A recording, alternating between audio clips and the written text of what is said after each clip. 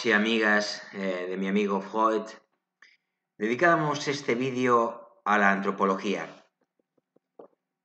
Lo comenzamos con el objeto de estudio antropológico y con ello continuamos un primer vídeo introductorio sobre la disciplina antropológica. Como bien sabemos, y si no lo aprendemos en este preciso instante, la antropología puede abordarse desde cuatro perspectivas distintas, tales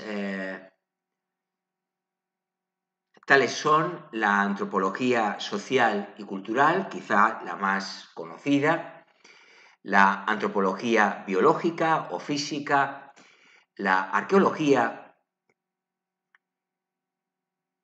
y la lingüística.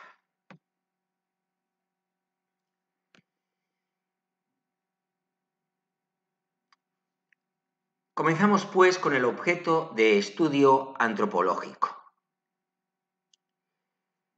La materia de estudio de la antropología ha sido materia de debate desde el nacimiento de la disciplina, aunque es común a todas las posturas el compartir la preocupación por producir conocimiento sobre el ser humano.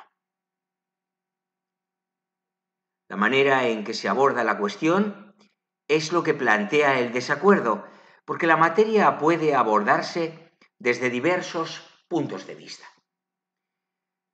No obstante, desde el inicio, la configuración epistemológica de la antropología consistió en la pregunta por el otro. Esta es una cuestión central en las ciencias y disciplinas antropológicas que se va configurando desde el Renacimiento.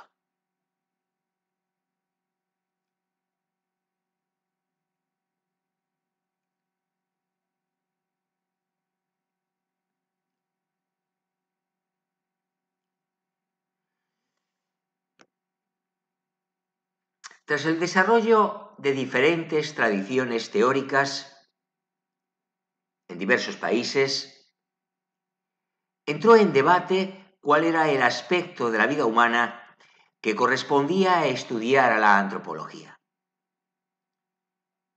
Para esa época, los lingüistas y arqueólogos ya habían definido sus propios campos de acción.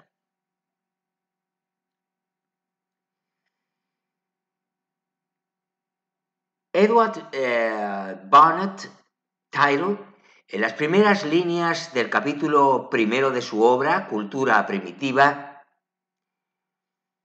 había propuesto que el objeto era la cultura o civilización, entendida como un todo complejo que incluye las creencias, el arte, la moral, el derecho, las costumbres y cualesquiera otros hábitos adquiridos por el ser humano como miembro de una sociedad.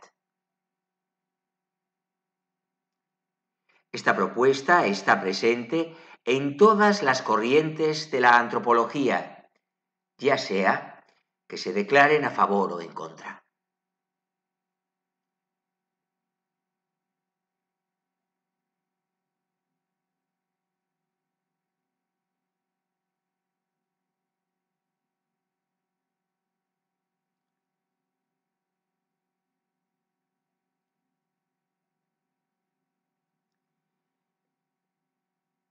Sin embargo, a partir del debate se presenta un fenómeno de constante atomización en la disciplina, a tal grado que para muchos autores, por citar el ejemplo más conocido, el estudio de la cultura sería el campo de la antropología cultural. El de las estructuras sociales sería facultad de la antropología social propiamente dicha.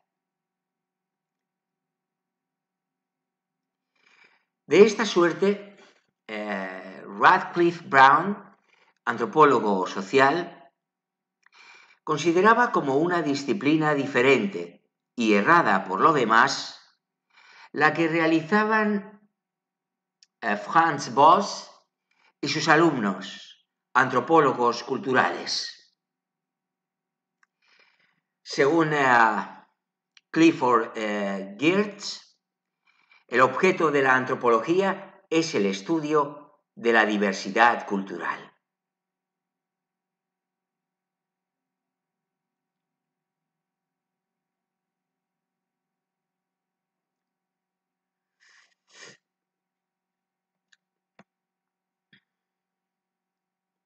La antropología es una ciencia que estudia las respuestas del ser humano ante el medio, las relaciones interpersonales y el marco sociocultural en que se desenvuelven, cuyo objeto va a ser el estudio del ser humano en sus múltiples relaciones. Además, estudia la cultura como elemento diferenciador de los demás seres humanos.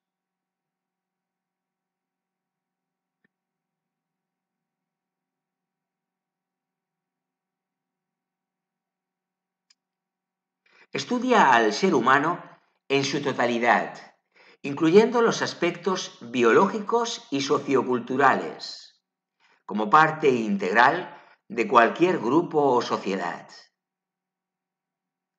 Se convirtió en una ciencia empírica que reunió mucha información.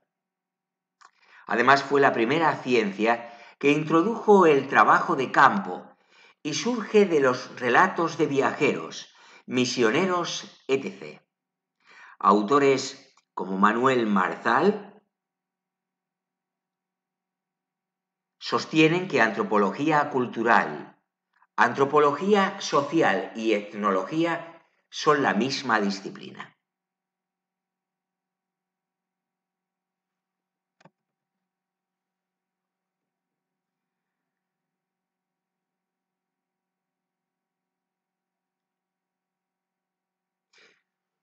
¿Habéis oído hablar del cráneo del niño de Taung,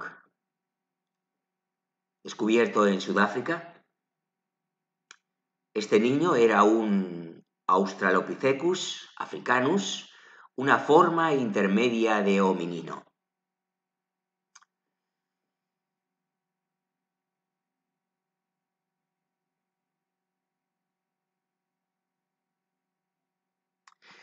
Hablemos ahora de los campos de acción de la antropología.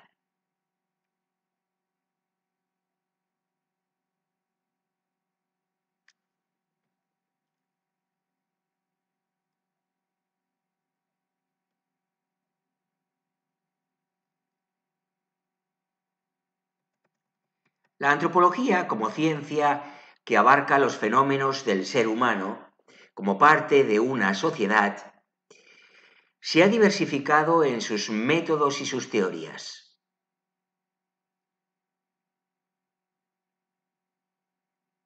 La diversificación obedece al interés por rendir mejor cuenta de los procesos que enfrenta la especie en diversas dimensiones. De acuerdo con la American Anthropological Association, AAA, los cuatro campos de la antropología son la antropología biológica, la antropología cultural, la arqueología y la antropología lingüística.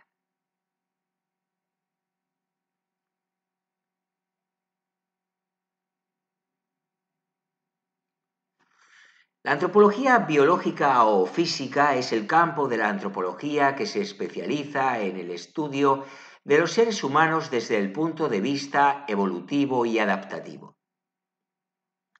Al adoptar una postura evolucionista, los antropólogos físicos pretenden dar cuenta no solo de los grandes cambios en los aspectos biológicos del ser humano, lo que se llama hominización, sino en los pequeños cambios que se observan entre poblaciones humanas.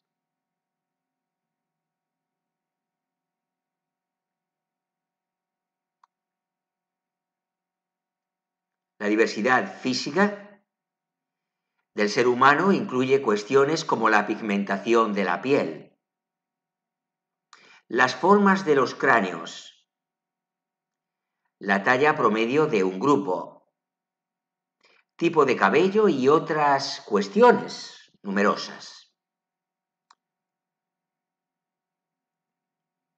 Para abordar esta diversidad, la antropología física no solo echa mano de estudios propiamente anatómicos,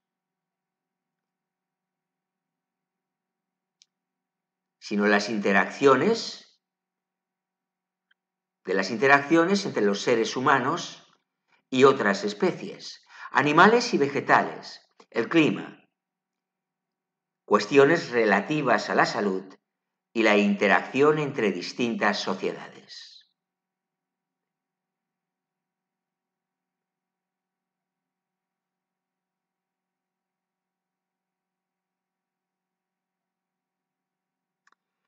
El campo de la antropología biológica también es interés de otras ciencias con las que mantiene un diálogo.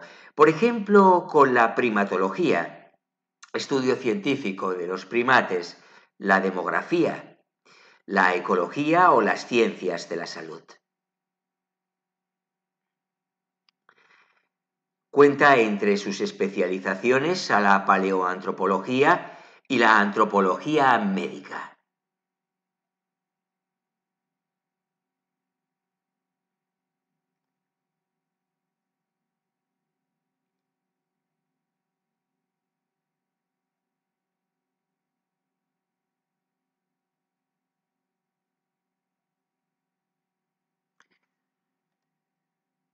La arqueología es una de las ciencias antropológicas con mayor difusión entre el público no especializado. Se trata del estudio científico de los vestigios del pasado humano. Podría decirse que este interés se ha encontrado en diversas épocas y lugares, aunque la arqueología tiene un antecedente muy claro en el coleccionismo de antigüedades en las sociedades europeas. Para lograr sus propósitos, los arqueólogos indagan en depósitos de estos materiales que son llamados yacimientos arqueológicos o sitios arqueológicos, calcado del inglés archaeological site, a los que se accede normalmente por excavaciones.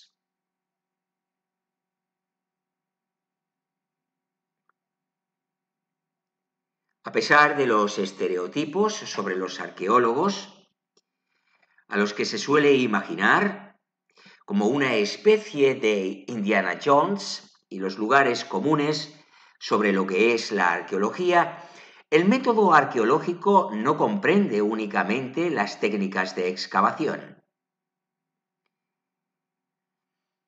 Ante todo, se trata de interpretar los hallazgos, tanto en relación con su contexto arqueológico como en relación con los conocimientos ya comprobados, la historia del yacimiento y otros elementos.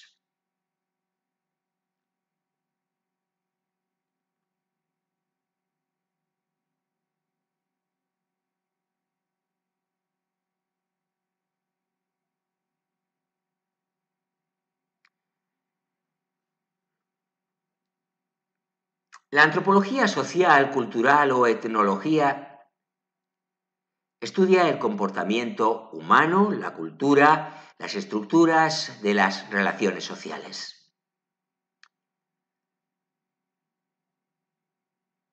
En la actualidad, la antropología social se ha volcado al estudio de Occidente y su cultura.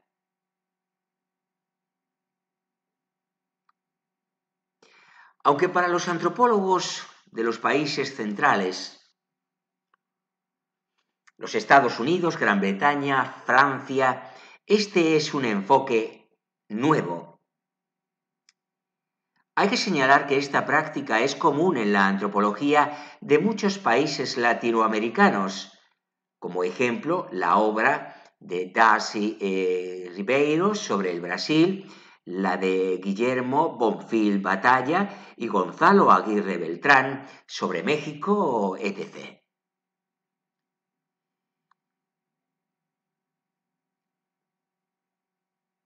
Dependiendo de si surge de la tradición anglosajona, se conoce como antropología cultural, y si parte de la escuela francesa, entonces se le denomina etnología.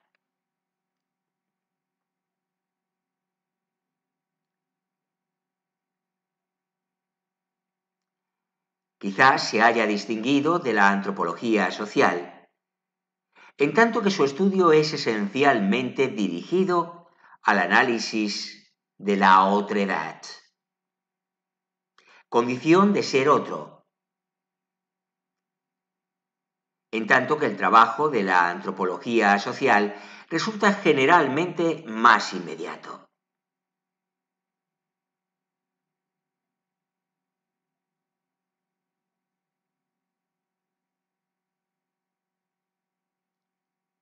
Uno de sus principales exponentes es Claude Lévi-Strauss, quien propone un análisis del comportamiento del ser humano basado en un enfoque estructural en el que las reglas de comportamiento de todos los sujetos de una determinada cultura son existentes en todos los sujetos a partir de una estructura invisible que ordena a la sociedad.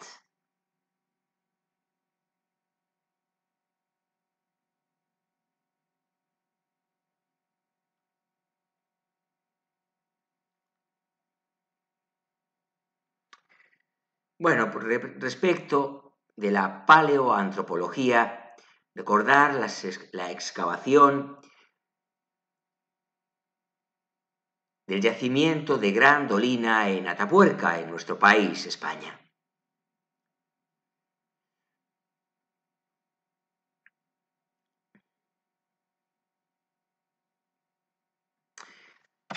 La antropología lingüística o lingüística antropológica estudia los lenguajes humanos. Dado que el lenguaje es una amplia parte constitutiva de la cultura, los antropólogos la consideran como una disciplina separada. Los lingüistas se interesan en el desarrollo de las lenguas.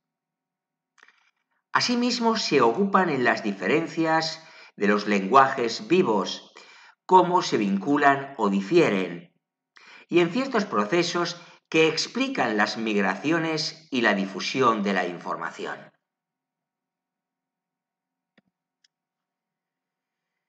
También se preguntan sobre las formas en que el lenguaje se opone o refleja otros aspectos de la cultura.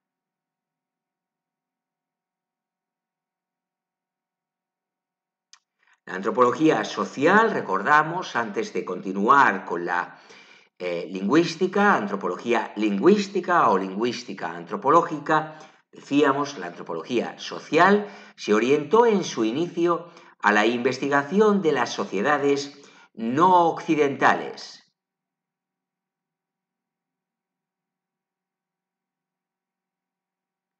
Es interesante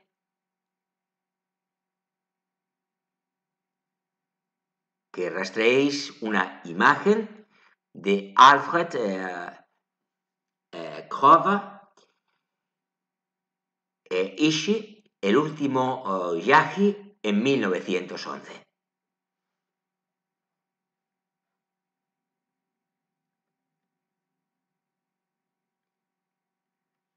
Los llanas fueron un pueblo amerindio, hoy prácticamente extinto, del norte de California, en la cuenca superior del río Sacramento, en el centro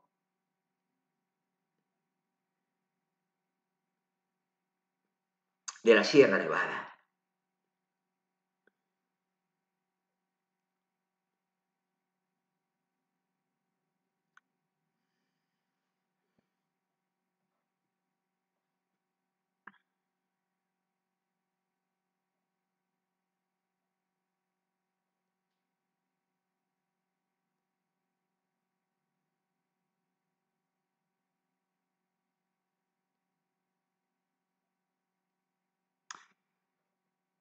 Bien.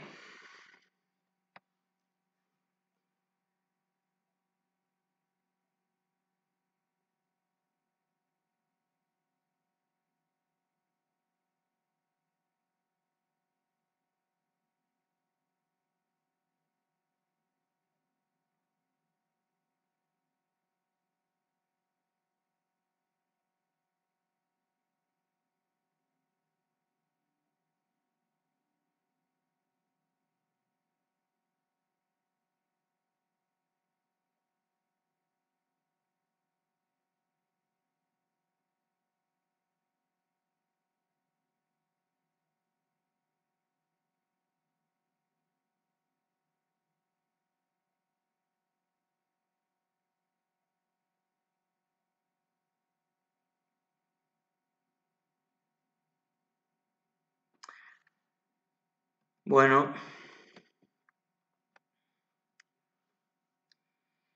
dentro de las ciencias sociales, si continuamos, disciplinas como la lingüística y la antropología han mantenido una relación que ha tomado la forma de un complejo proceso articulatorio influido a lo largo del tiempo por las distintas condiciones históricas, sociales y teóricas imperantes.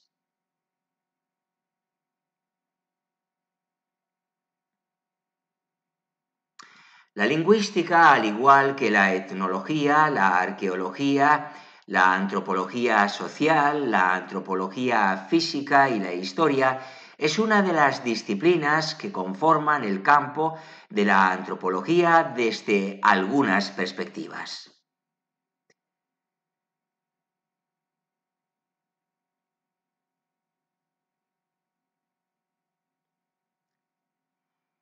La lingüística estudia el lenguaje para encontrar sus principales características y así poder describir, explicar o predecir los fenómenos lingüísticos.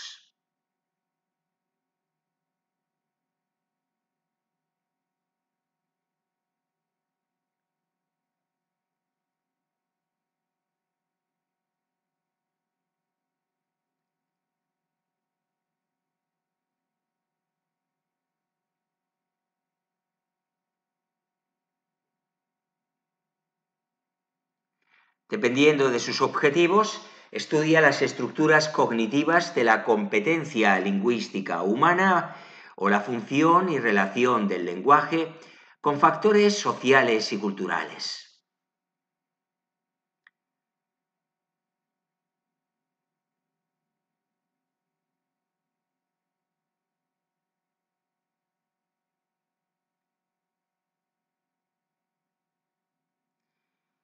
La relación entre la lingüística y la antropología ha respondido a distintos intereses.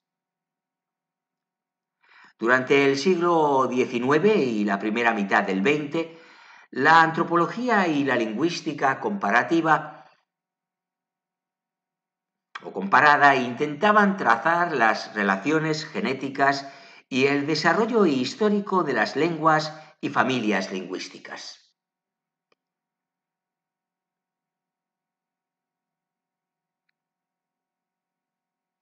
Posteriormente, la relación entre las dos disciplinas tomó otra perspectiva por la propuesta desde el estructuralismo.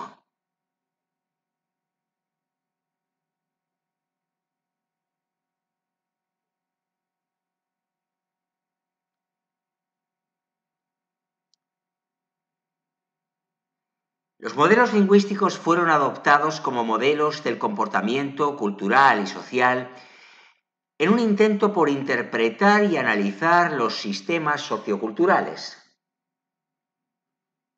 dentro de las corrientes de la antropología.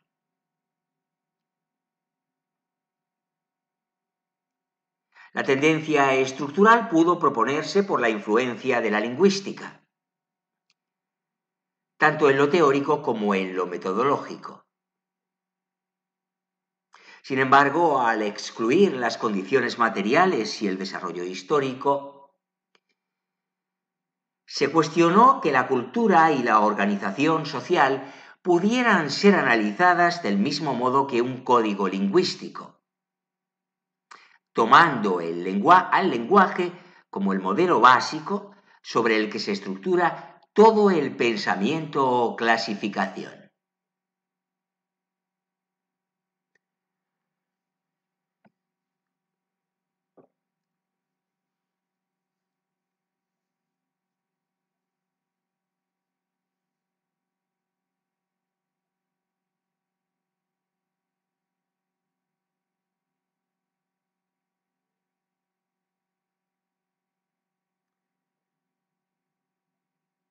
No obstante, estos puntos de vista diferentes se puede llegar a acercamientos productivos reconociendo que la cultura y la sociedad son producto tanto de condiciones objetivas o materiales como de construcciones conceptuales o simbólicas. De esta forma, la interacción entre estas dos dimensiones nos permite abordar a los sistemas socioculturales como una realidad material a la vez que una construcción conceptual.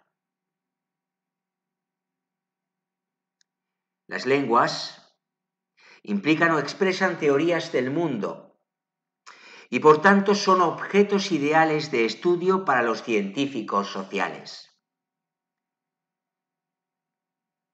El lenguaje como herramienta conceptual aporta el más complejo sistema de clasificación de experiencias, por lo que cada teoría, sea esta antropológica, lingüística o la unión de ambas, contribuye a nuestra comprensión de la cultura como un fenómeno complejo, ya que el lenguaje es lo que hace posible el universo de patrones de entendimiento y comportamiento que llamamos cultura. Es también parte de la cultura, ya que es transmitido de una generación a otra a través del aprendizaje y la imitación, al igual que otros aspectos de la cultura.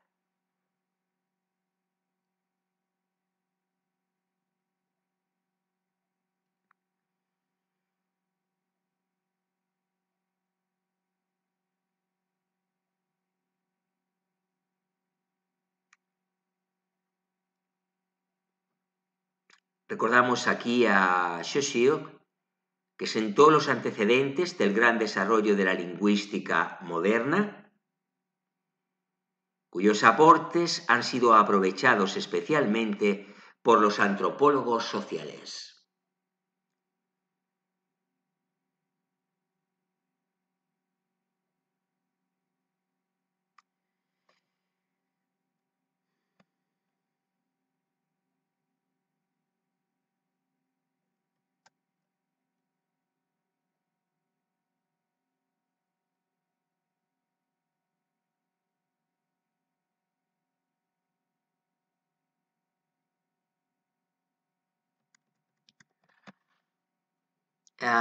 Roman Jakobson plantea que los antropólogos nos prueban, repitiéndolo sin cesar, que lengua y cultura se implican mutuamente, que la lengua debe concebirse como parte integrante de la vida de la sociedad y que la lingüística está en estrecha conexión con la antropología cultural.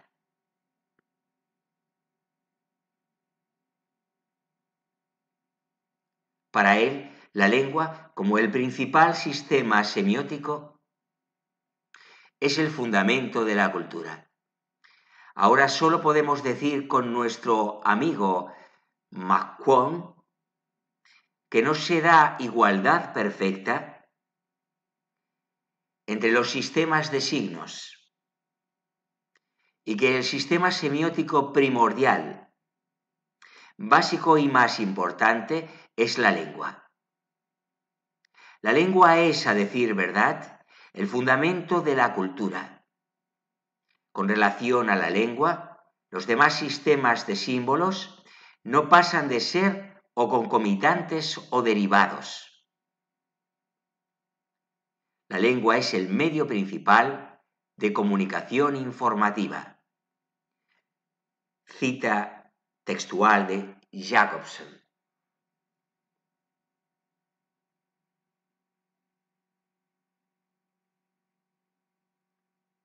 Londres, como último apunte, fue una de las primeras ciudades analizadas desde el enfoque de la antropología urbana.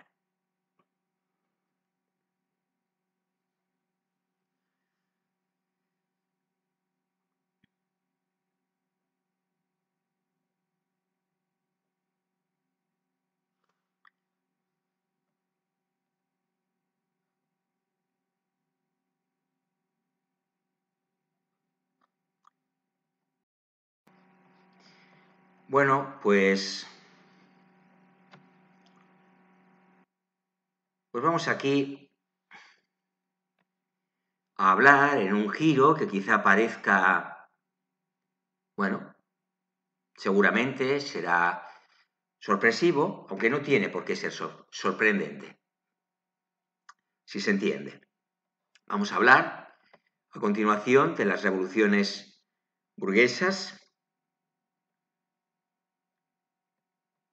exactamente de los fundamentos teóricos de las revoluciones burguesas, y esto en el marco de entender al hombre en su totalidad, al ser humano, claro.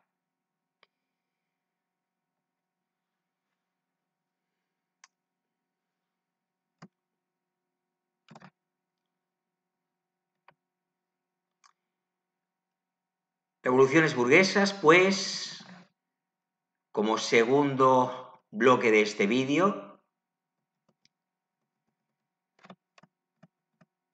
digamos, estaríamos en el marco de la historia como disciplina que estudia el pasado del ser humano.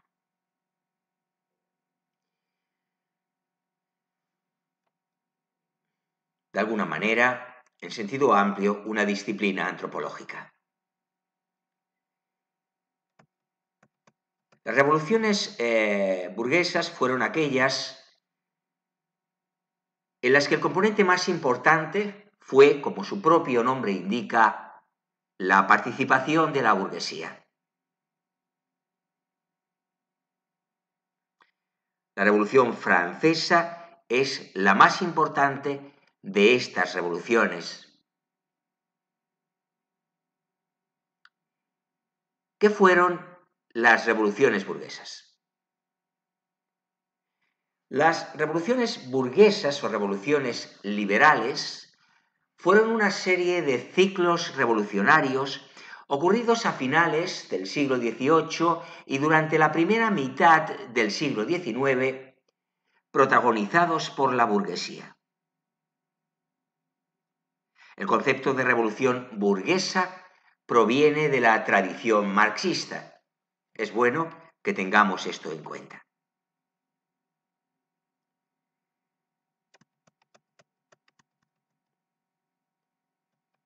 La burguesía, que apareció durante la Baja Edad Media europea, había alcanzado una buena posición económica. Sin embargo, el absolutismo imperante no concedía a este grupo social ningún derecho político.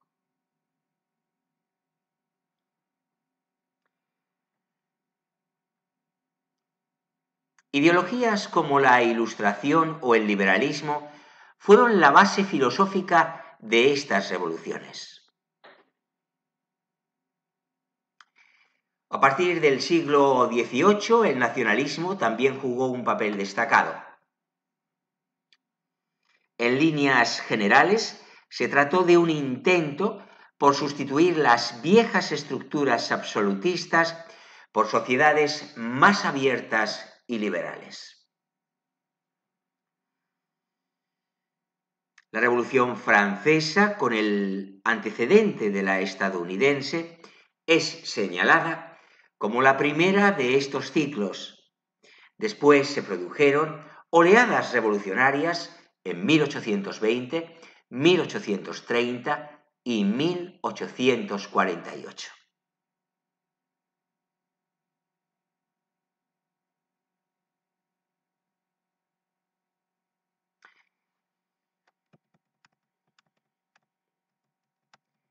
Hablemos de los antecedentes. Y es que un antecedente lejano de las revoluciones burguesas, y mucho menos conocido, fueron los cambios sociales producidos durante la Baja Edad Media en Europa. Algunos historiadores consideran que fue en ese momento cuando la burguesía comenzó a aparecer en el continente.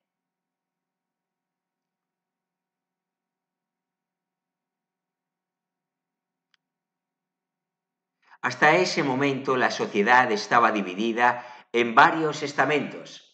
En la cúspide, la nobleza encabezada por el rey. Entre los privilegiados también aparecía el clero, mientras que la clase más desfavorecida estaba compuesta por el llamado tercer estado.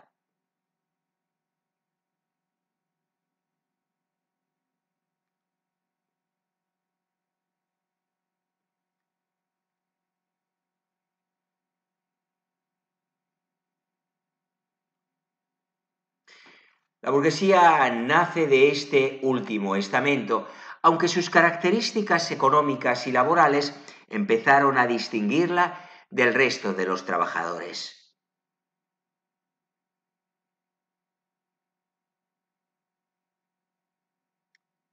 A pesar de que fue el germen de un cambio profundo, en un primer momento no tuvo ningún efecto sobre el sistema feudal. El antiguo régimen fue predominante hasta finales del siglo XVIII.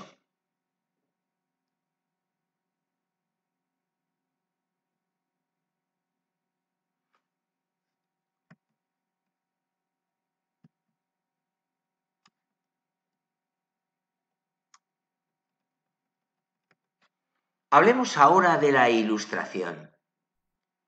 En el campo ideológico y filosófico no se podrían entender las revoluciones burguesas sin, sin el fenómeno histórico conocido como Ilustración.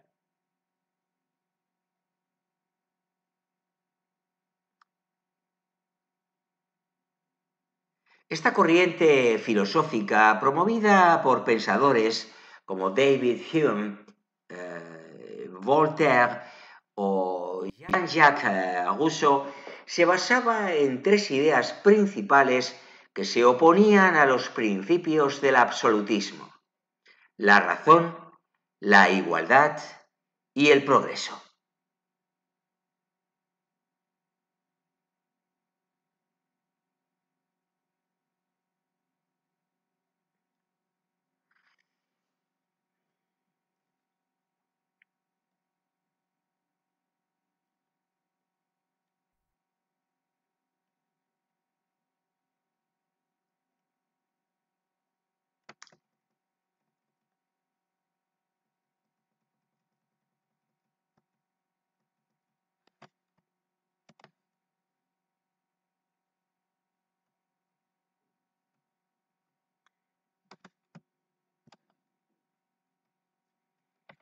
Entre ellas destacó la razón, a la que colocaron como centro de todo su sistema de pensamiento.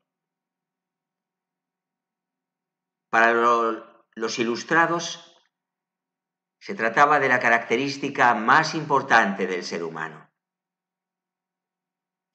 Debía de esta forma sustituir a la religión como base de la sociedad.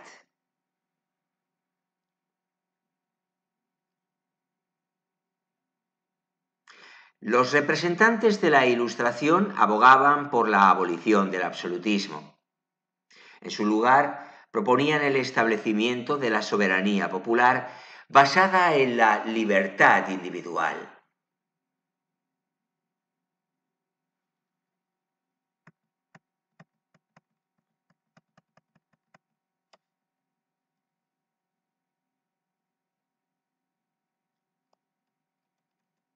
Llegamos a la Revolución Industrial. La revolución industrial, anterior a todas las demás, tuvo una gran influencia en los acontecimientos posteriores.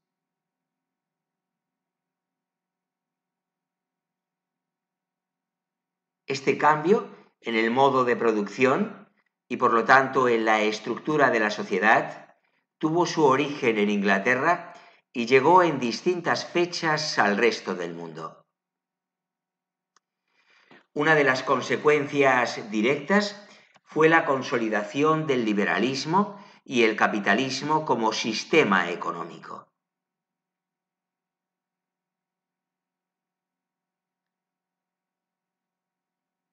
Dentro de este sistema,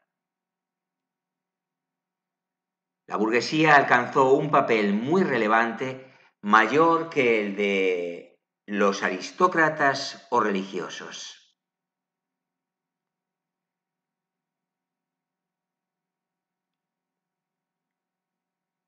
Aparte de la importancia conseguida por los burgueses, la revolución industrial provocó la aparición del proletariado. La situación económica y de derechos de estos trabajadores era miserable, lo que los enfrentaba con los burgueses propietarios.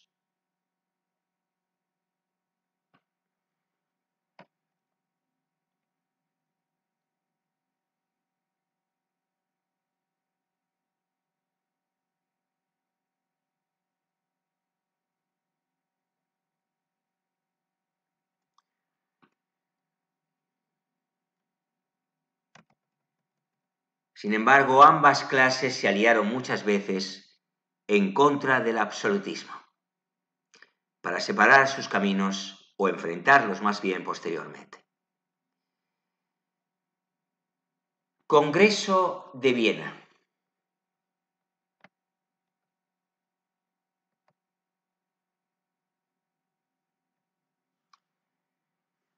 Aunque el Congreso de Viena fue posterior y consecuencia,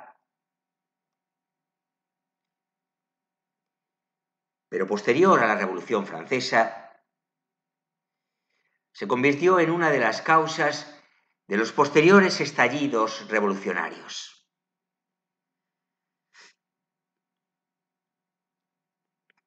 Las grandes potencias absolutistas se reunieron entre 1814 y 1815 para defender sus posiciones, diseñando un nuevo mapa de Europa tras la derrota de Napoleón.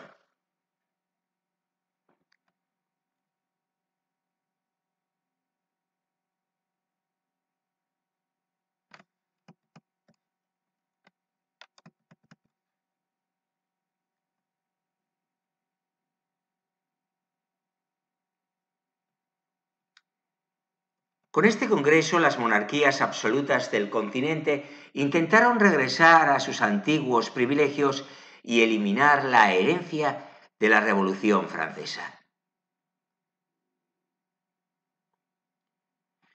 Hablemos ahora de las causas de las revoluciones burguesas. Las causas de estas revoluciones pueden dividirse en dos tipos. Las primeras generales y que afectaron a todas las oleadas. Las segundas particulares de cada momento y lugar.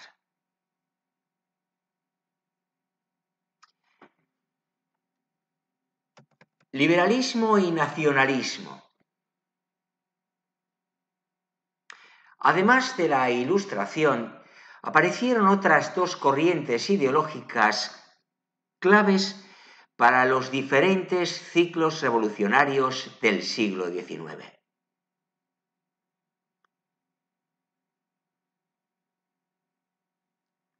El liberalismo y el nacionalismo coincidían en su rechazo hacia el Congreso de Viena y su vuelta al absolutismo.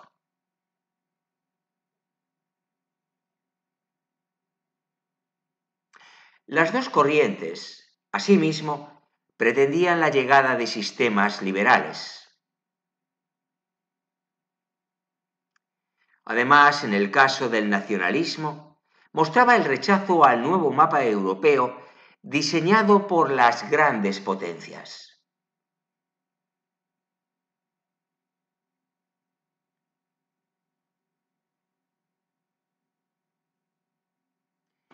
El liberalismo estaba centrado en la defensa de las libertades individuales. Igualmente defendían la igualdad entre los seres humanos, lo que les llevaba a oponerse a la nobleza y a la idea de que el rey estuviera por encima de las leyes. El liberalismo también se aplicó a la economía, siendo la base del capitalismo.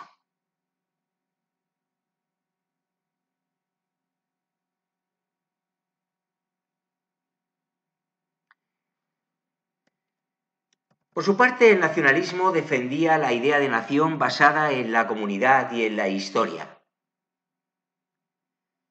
Las nuevas fronteras surgidas del Congreso de Viena agruparon naciones diferentes bajo el mando de emperadores.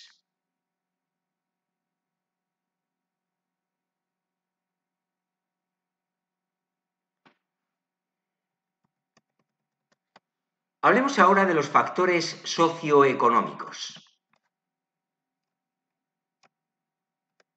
La sociedad surgida de la Revolución Industrial rompió todos los esquemas bajo los que se organizaba el absolutismo.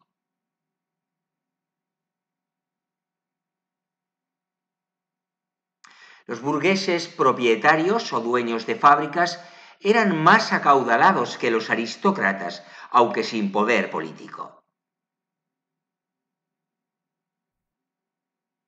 Esto generaba muchas tensiones, ya que consideraban que no debían existir diferencias por nacimiento.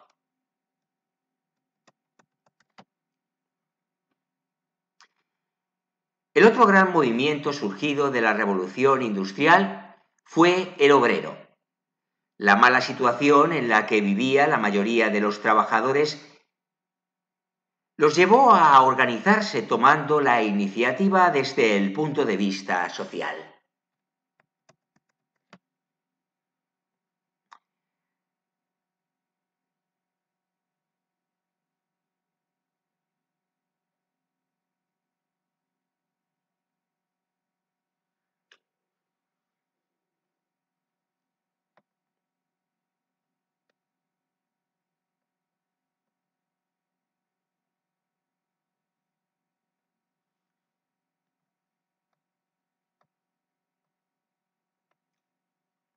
Principales revoluciones burguesas.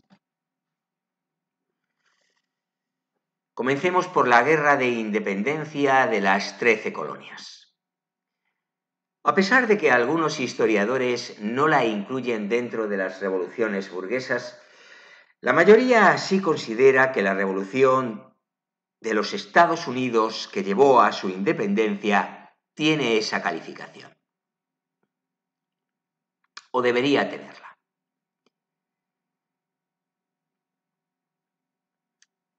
Las causas específicas fueron tanto económicas como políticas. Los entonces colonos no gozaban de autonomía frente a la metrópolis, con falta de representantes en el Parlamento.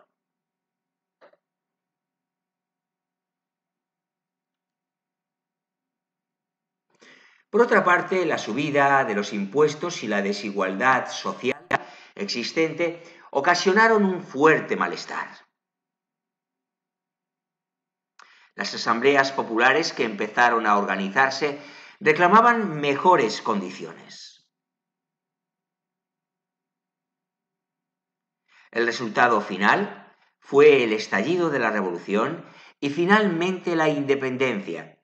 Su constitución fue uno de los primeros ejemplos de influencia de la Ilustración y del liberalismo.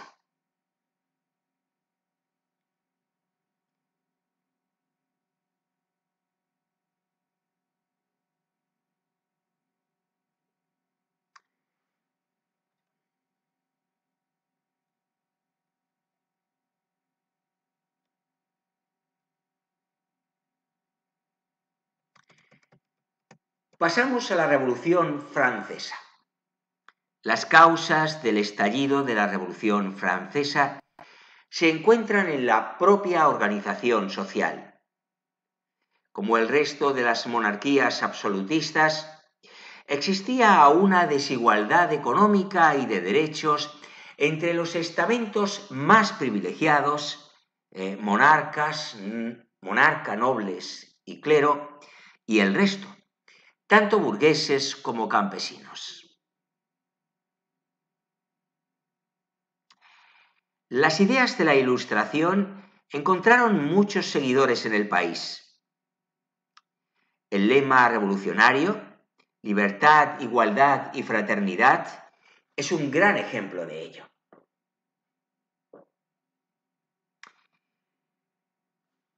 En 1789 la burguesía y el resto del pueblo se levantaron en armas contra el orden establecido.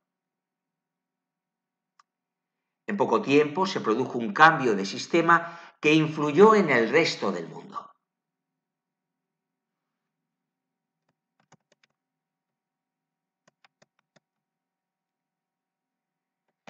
Y llegamos ya a las revoluciones de 1820.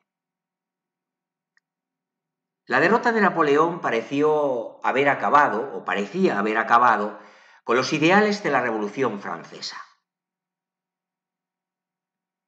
Las potencias monárquicas absolutistas, en el Congreso de Viena, que ya hemos mencionado en este vídeo, diseñaron un sistema que les devolvía sus antiguos privilegios. Además, cambiaron las fronteras del continente para consolidar su poder.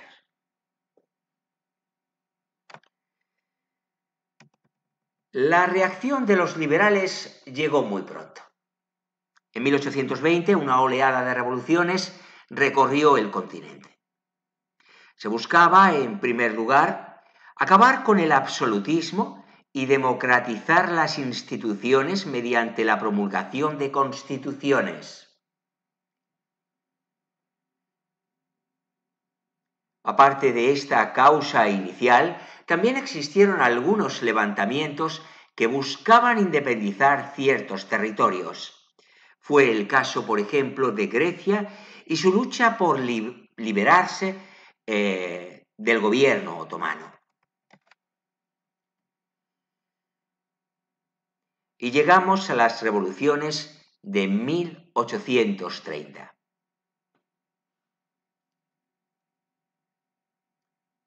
La mayoría de las revoluciones de 1820 acabaron en fracaso.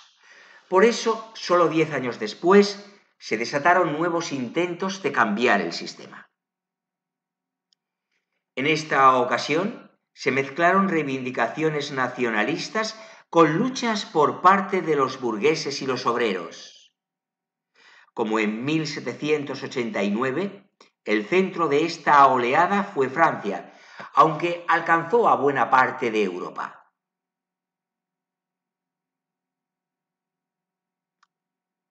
En esta oleada jugaron un papel importante las asociaciones secretas o las sociedades secretas.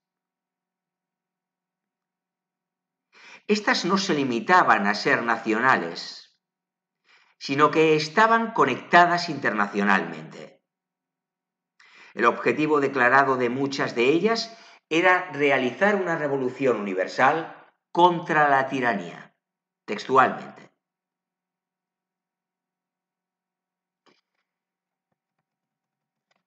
Revoluciones de 1848. El último ciclo de revoluciones burguesas se produjo en este año, 1848, mediado el siglo XIX. Tuvieron un carácter mucho más popular y su principal causa fue la búsqueda de sistemas más democráticos.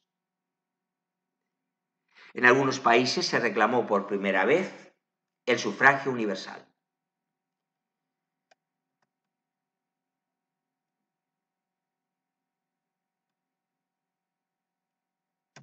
Entre las novedades de estas revoluciones se puede destacar la participación de grupos obreros organizados.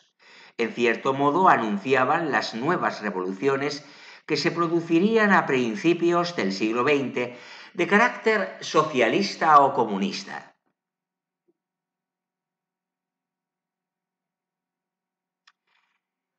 llegamos a la independencia de los países latinoamericanos.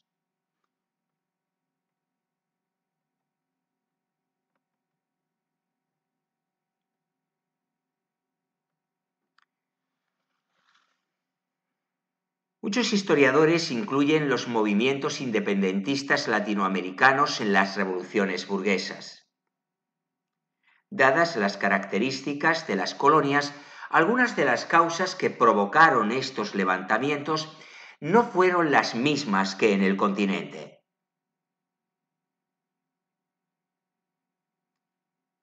Entre las comunes se encuentran la influencia de la Ilustración y de las ideas liberales.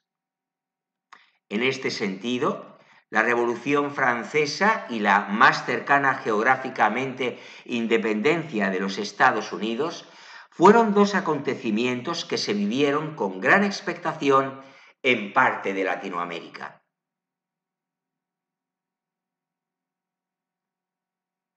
En esta zona del mundo, la aparición de la burguesía se mezcló con el crecimiento económico y político de los criollos. Estos, a pesar de crecer en número y en importancia, tenían vetados los puestos más importantes de la administración, solo disponibles para los españoles peninsulares.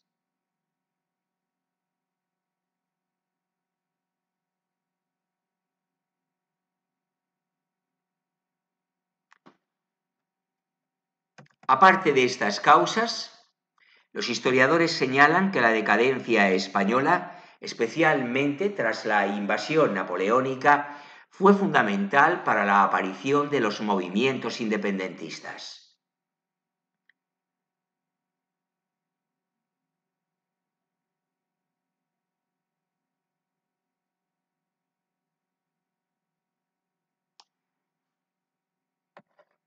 Y bueno, vamos a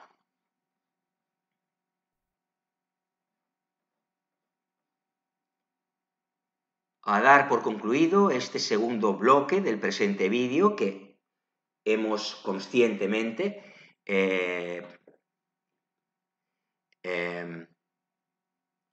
programado como un vídeo que rompe con el estándar de 30 minutos, puesto que el contenido, evidentemente, para que tuviera unidad de sentido, pues requería de una bastante mayor duración.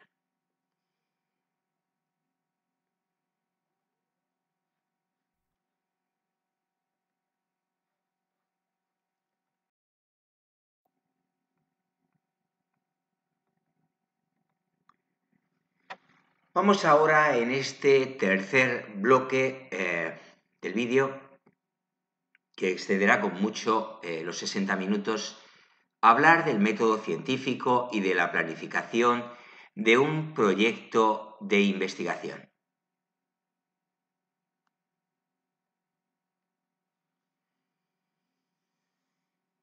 Es importante que lo tengamos en cuenta, o que tengamos en cuenta esta cuestión, puesto que pretendemos, como hemos dicho en reiteradas ocasiones, pretendemos instruir en el método científico a la audiencia del canal. Pondremos un ejemplo de planificación y factibilidad de un proyecto de investigación clínica.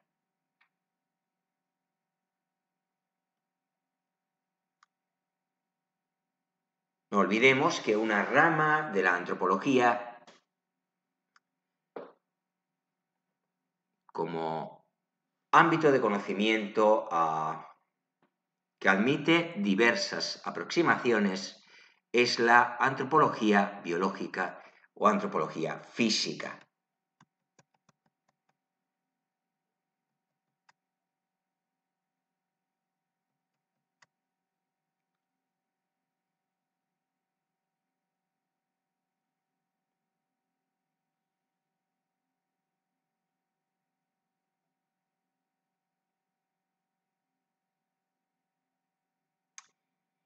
investigación científica se ha consolidado como el mejor modo de generar conocimiento confiable, válido, verificable y reproducible.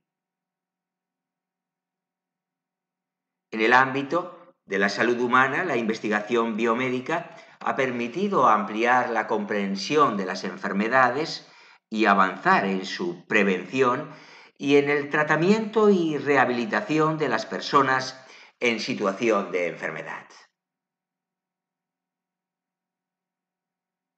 El método científico es un sistema ordenado de generación de conocimiento mediante pasos secuenciales que brindan mayor certidumbre a un resultado y permiten obtener conclusiones válidas, que aporten verosimilitud al nuevo conocimiento generado.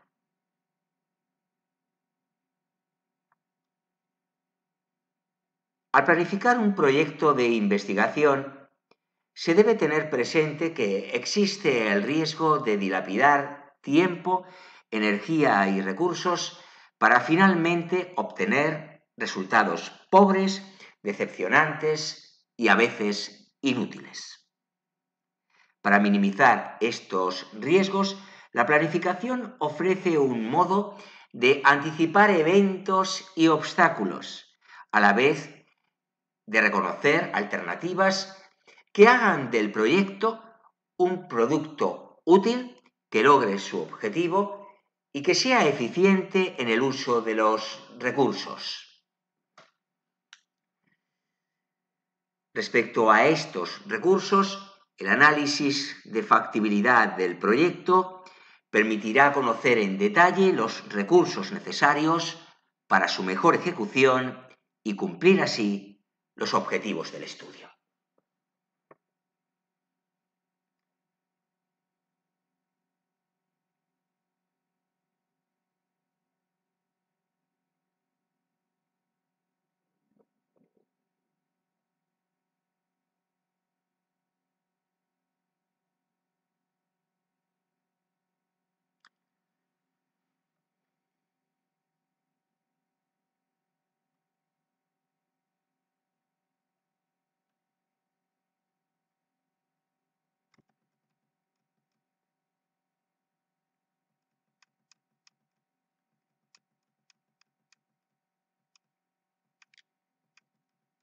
La investigación científica es básicamente, como acabamos de apuntar, un sistema complejo de razonamiento que tiene por finalidad buscar nuevo conocimiento a través de modelos teóricos o empíricos que faciliten la resolución de problemas científicos concretos.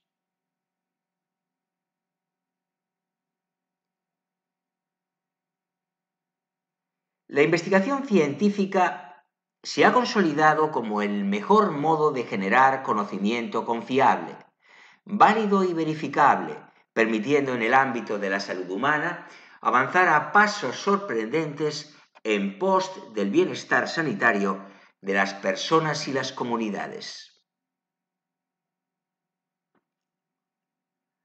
Este modo sistemático de alcanzar nuevo conocimiento se conoce como método científico, sistema estructurado por una serie de pasos secuenciales que brindan mayor certidumbre a un resultado y permite obtener conclusiones válidas que aporten verosimilitud o credibilidad al nuevo conocimiento. Al planificar un proyecto de investigación, se debe tener presente que, al igual que todo emprendimiento humano, existe el riesgo de no completar etapas o de no lograr los objetivos, dilapidando, como antes avanzábamos, tiempo, energía y recursos, siempre escasos, obviamente.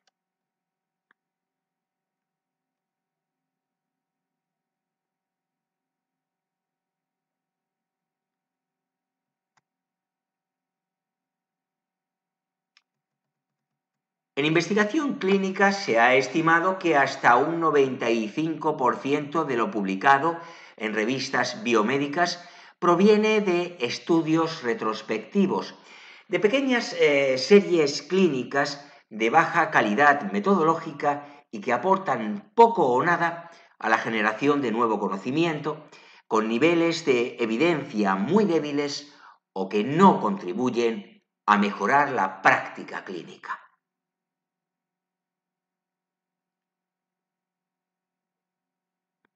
Tales cifras dan cuenta, por una parte, de la vocación de hacer investigación para resolver problemas concretos, pero por otra parte muestra que esta actividad puede ser poco efectiva en generar conocimiento útil y poco eficiente en el uso de los recursos.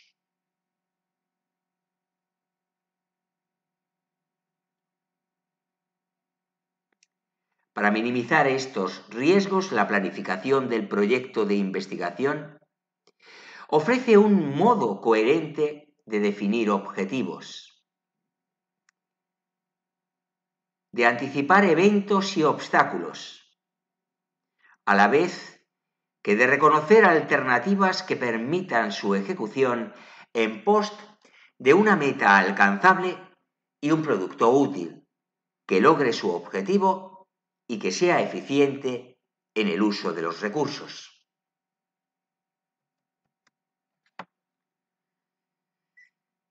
El análisis de factibilidad del proyecto permitirá conocer en detalle los recursos necesarios para su correcta ejecución y cumplir así los objetivos del estudio.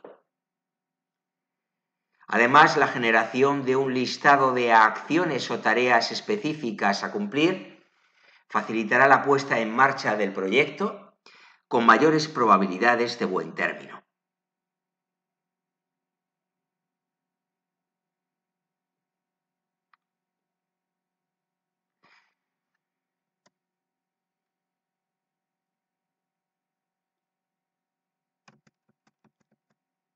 El objetivo de este bloque, de este último bloque del presente vídeo,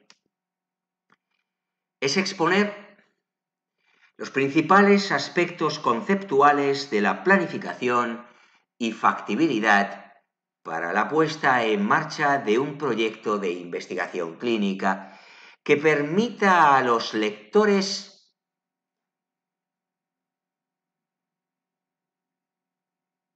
cuando se publique el informe de investigación y a los espectadores, en el caso de las personas que visionen este vídeo, acometer, si ese es su objetivo futuro, con mayores probabilidades de éxito, sus nuevas ideas y desafíos de investigación.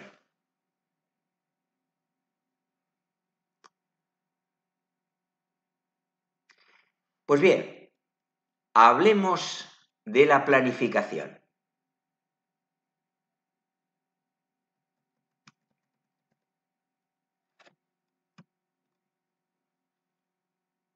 Es un concepto muy antiguo que ha ayudado al logro de incontables proyectos humanos y en el mundo moderno. No podemos imaginar emprendimientos complejos que no sean cuidadosamente planificados.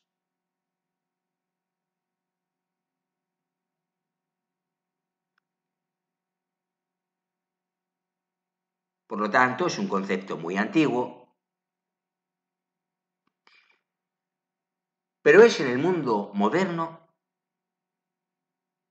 donde no nos resulta sumamente difícil imaginar la ausencia de una planificación cuidadosa.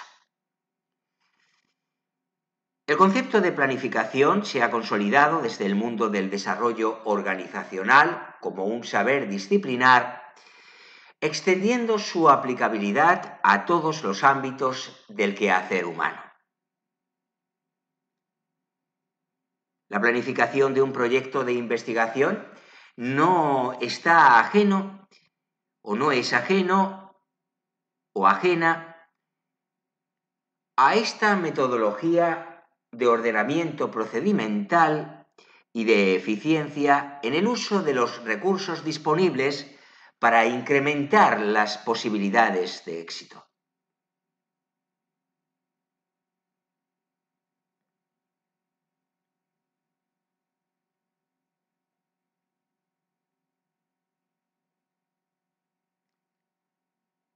existiendo muchas definiciones de planificación, es posible encontrar algunos elementos importantes en común, tales como el establecimiento de objetivos concretos y específicos que deben estar en concordancia y enfocados al problema que se desea resolver y a la pregunta de investigación que se desea responder.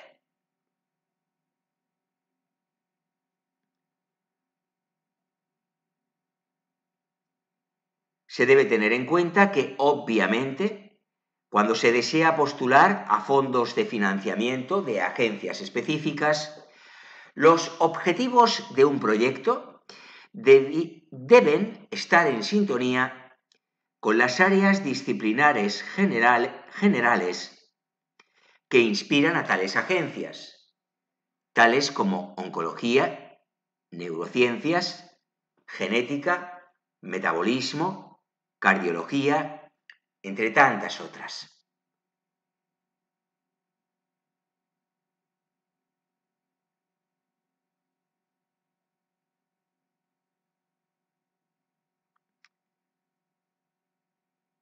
Identificación, en segundo lugar, de medios preferentes y alternativos para el logro de las metas. En particular, en investigación clínica existen diversos modos para intentar responder la pregunta de investigación, representados por los tipos y diseños de estudio que conforman la metodología de investigación y que ofrece al investigador una variada gama de alternativas para responder su pregunta.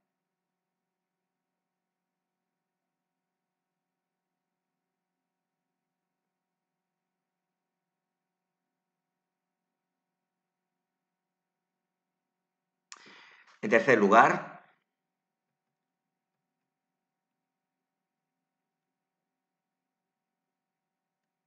identificación de potenciales problemas que obstaculicen la ejecución del plan, incluyendo temas presupuestarios, disponibilidad de tiempo protegido para investigar o de recursos tecnológicos, colaboración de otros expertos, acceso a información en otras instituciones, entre variados problemas de diversa índole.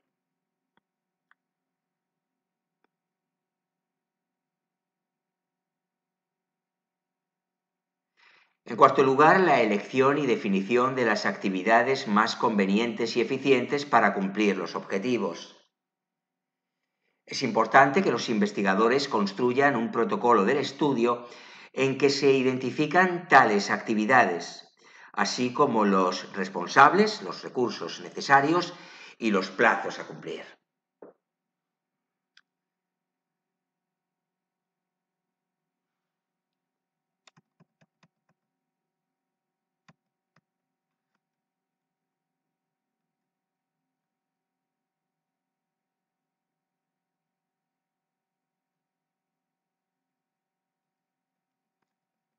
En resumen, la planificación es el proceso ordenado en etapas, definiéndose objetivos para cada una y los medios que se necesitan para llevar a cabo las acciones necesarias con el fin de alcanzar los objetivos deseados.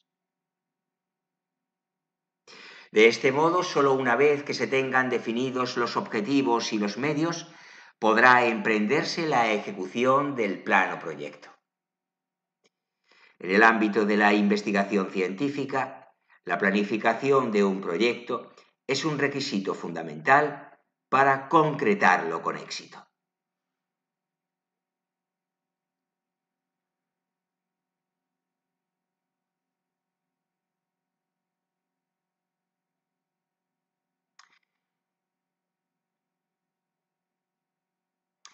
Y ahora sí, vamos a dejarlo aquí, 1 hora y 15 minutos casi de este vídeo, que globalmente considerado está dedicado a la disciplina antropológica en sus diversas líneas de aproximación a la realidad del ser humano. Espero que haya sido de vuestro agrado, que os haya resultado útil, interesante, valioso desde algún punto de vista, y si ha sido así, os ruego deis me gusta para que reciba un feedback oportuno y que de esta manera mantenga la línea de contenidos que tengo programada o haga algunas correcciones si entendiera que fuera conveniente en algún momento. Bueno, si valoráis positivamente los contenidos del canal de mi amigo Freud, pues os animo a suscribiros.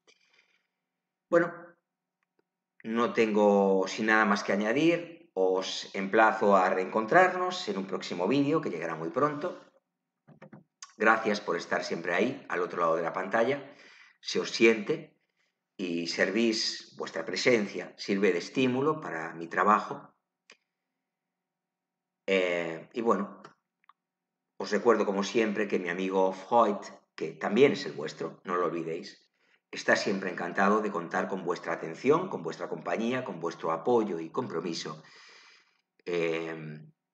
para con este proyecto tan ilusionante para muchos que lleva su nombre. Un saludo muy afectuoso, que estéis muy bien, os lo deseo de corazón. Hasta muy pronto. Nos vemos en el próximo vídeo.